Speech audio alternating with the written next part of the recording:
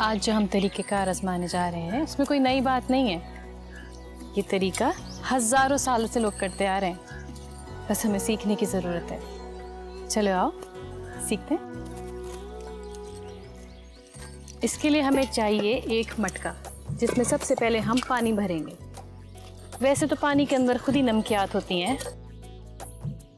नमकियात वाला पानी डालने के बाद हम एक प्याला लेंगे जिसके अंदर छेद हुए होंगे। उसके अंदर हम इसको छोटी छोटी गोलियां बनाएंगे।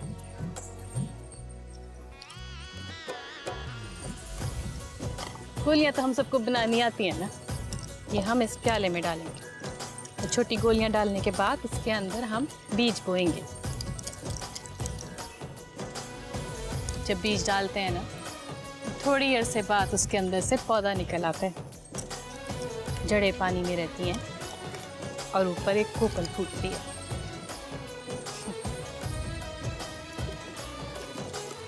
चलो चलो अपने अपने बीज डालो।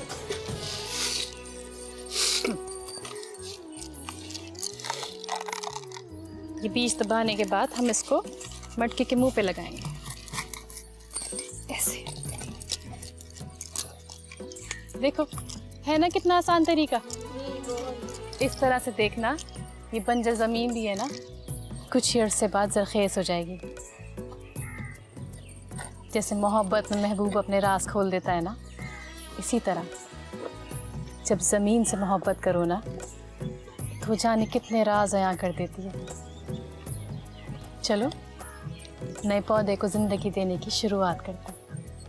आ जाओ।